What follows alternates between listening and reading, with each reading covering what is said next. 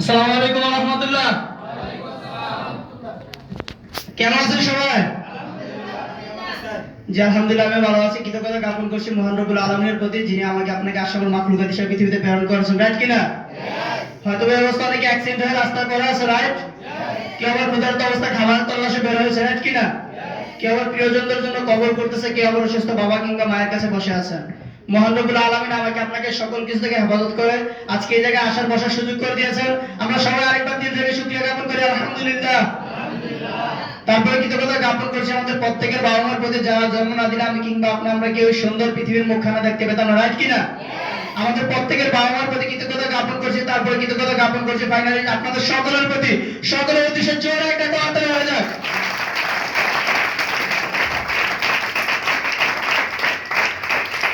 আমি যে বলতে চাই যে আসলে আমি কিভাবে কাজ করেছি বা আমি আপনাদের মতো থাকা অবস্থায় কিভাবে কাজ করে আমি আমার জায়গাটা তৈরি করেছি, ওই বিষয়ে যদি বলতে যাই যে আমি ইব্রাহিম যখন কাজ শুরু করে আমার জায়গাটা শর্টলি শেয়ার করব।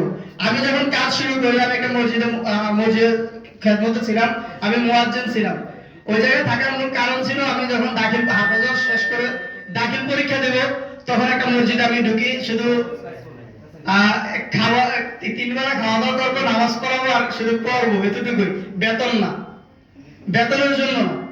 তা আমি মসজিদ থেকে আমার লক্ষ্য ছিল আমি বেটার কিছু করবো। তখন আমি টিএনস এর সন্ধান পাই, আর ওই জায়গা থেকে আমি টিএনস শুরু করে আমি পাগলের মতো কাজ করেছি।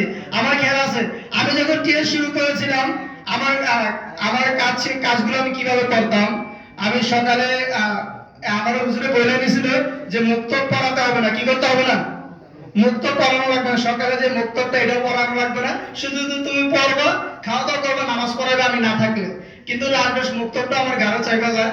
তা আমি সকালে ভোররাত্রে উঠতাম, ওইটা আজান দিতাম, নামাজ পড়তাম, নামাজের পরে সকালে 7টা 8টা পর্যন্ত মুক্ত পড়াইতাম। মুক্ত পড়ানোর পরে যেহেতু সব প্রথম বিজনেস শুরু করছি, টাকা লাগে কিনা? বাড়িতে কিন্তু টাকা চাইতে পারি না, তো টাকা তো লাগে। তখন টিউশনে করাইতাম 2 বেস, 9টা পর্যন্ত 2টা টিউশনে করাইতাম। 9টা থেকে তখন কুমিল্লা আমি বিজনেস করতাম, 9টা থেকে বিকাল 4টা পর্যন্ত। কটা পর্যন্ত?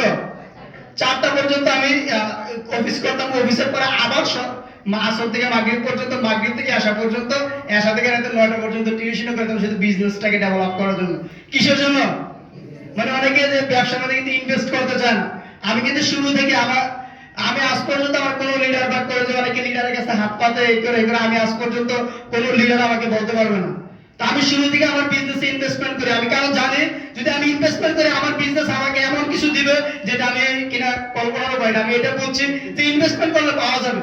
তো ওই সময় থেকে আমি টিউশনি করে টাকা জমা আমি আমার বিজনেসের পিছনে খরচ করতাম।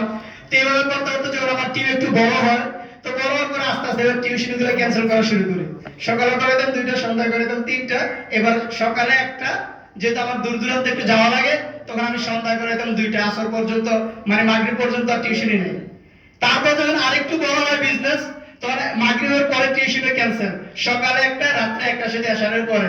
যখন আরেকটু বড় হয় সকালে টিউশনে ক্যান্সেল, শুধু রাত্রে আসারের পরে একটা পড়াতে হবে, কারণ যদি মসজিদে থাকতে যায় পড়ানো লাগবে, না পড়াইলে হবে না। এমন সময় কিছু ওই বেসের মধ্যে আমি 20 জন 25 জন পড়াইছি, হুজুর পড়াইতে। তো আমি যাইয়া কোনো হাজিরাটা দিতে আমার কি 60টা যখন মসজিদে ছিলাম। তারপরে হচ্ছে তো মসজিদে থেকে কাজ করতেছি দেখে আমার টোর কিছু হচ্ছে না। তা আমি চিন্তা করলাম যে মসজিদে থেকে কাজ করি একটা মানে বাধার মধ্যে থাকতে হয়। অনেক সময় হুজুর না থাকলে আমার সপ্তাহে 2 দিন বাইরে যায় কাজ করতে পারি না। শুক্রবার শনিবার হুজুর বাড়িতে যায়, তো আমি শুক্রবার শনিবার কাজ করতে পারি না। তো চিন্তা করলাম যে মসজিদ থেকে বের হওয়া লাগবে। মসজিদ থেকে বের হওয়া যখন আমি সিদ্ধান্ত নেই তখন আমি বাড়িতে যাই, যখন বলছি আমি আর মসজিদে থাকবো না, আমি একটা মেসে কিংবা আমি একটা বাসা নিয়ে তারপর টিএনস করবো। তারপর একটা কথা বলছিল যে আম্মুর বলতেছে তোর ফুটে যেমনি আছে এমনি থাকতো, কেমনি ভালো আছে না কি লইয়া? কারণ আছে তো। কারণ হলো আমি তো মসজিদে ছিলাম, আমি তোমার কাছে টাকা চাই না। তোমার কথা যেহেতু বাসা ভাড়া নিয়ে থাকবো বা কিংবা মেসি থাকবো, যেন থাকবো, ওনাদের মারতে কমপক্ষে আমি 10,000 টাকা পেমেন্ট করতে হবে। আমি এই টাকাটা দিতে পারতাম না, তোর মধ্যে যেন আছে এনে থাকতো। তো আম্মু বললো বাবা কি করবি? তারপর আমি যেটা ইস্যু নিয়েছি এটাই, আমি মসজিদে থাকবো না, আমি মসজিদে থাকলে আমার কাজ হচ্ছে না।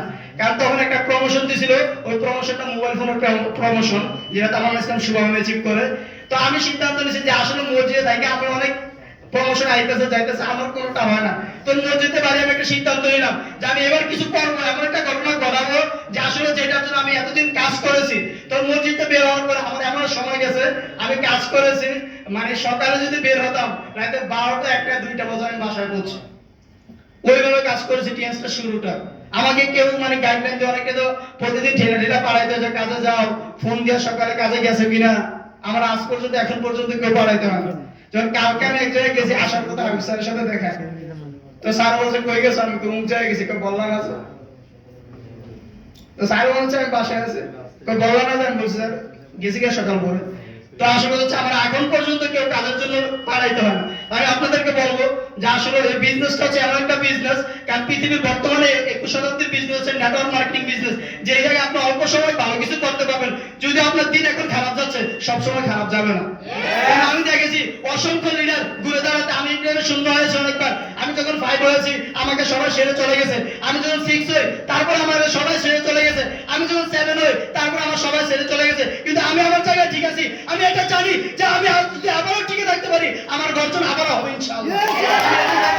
আপনাদেরকে যে জায়গায় থাকেন না কেন, যে জায়গায় থাকেন, হয়তো আপনি একটা হয়ে গেছেন, মানে যে পরিস্থিতি অনেক খারাপ, যে ব্যবসা করতে পারছেন না, টিকে থাকেন। শুধু আপনি টিকে থাকেন, নেভার গিভ আপ, হাল ছাড়েন না, টিকে থাকেন। আপনি যে কোনো সময় আবার আপনি গর্জন দিবেন, এটা বিশ্বাস রাখেন। কারণ আমরা জন্মগ্রহণ করেছি সেরা হয়, রাজ কিনা? অসংখ্য বাধা প্রতিকূলতা ইয়া করে আমরা জন্মগ্রহণ করছি, রাজ কিনা? আমরা কিন্তু হার মানার জাতি না, হার মানার জাতি মুসলিমরা হার মানি আমরা হার মানবো না। আমি এটাই বলবো যে আসলে আমি ইব্রাহিম যেতে পারছি, এটা আমি বিশ্বাস করি আপনারাও পারবেন। কারণ আমার এমন কোনো প্রতিভা ছিল না, আমি মাদ্রাসার স্টুডেন্ট, আমি ইংরেজিতে কথা বলতে পারি না। তা আমি যদি পারি, আপনারা পারবেন না কি লেগে? কারণ আমি মনে করি টিএস এমন একটা জায়গা, যে জায়গায় এমন কাজে দক্ষ করে, আলহামদুলিল্লাহ ভালো করছে, ইংরেজি পারতাম না, এখন ইংরেজি পড়তাম না। অনেক কিছু শিখায়। তার হচ্ছে আমি এটাই বলবো যে আসলে যে আপনারা টিকে থাকেন, লিডারের কথা শুনুন, লিডার যেভাবে বলে ওইভাবে কাজটা করে যান। আজকে তো আপনার দিন খারাপ যাচ্ছে, ইনশাআল্লাহ আগামীতে আপনার সুদিন আসবে, এবং আপনি কল্পনা করতে পারবেন না যে আপনি এত কিছুর জন্য প্রস্তুত ছিলেন। বিষয় ক্লিয়ার? এই জন্য তো ভালো থাকবেন, সুস্থ থাকবেন, আবারও দেখা হবে ইনশাআল্লাহ সফলতার মঞ্চে। আসসালামু আলাইকুম ওয়া রাহমাতুল্লাহ।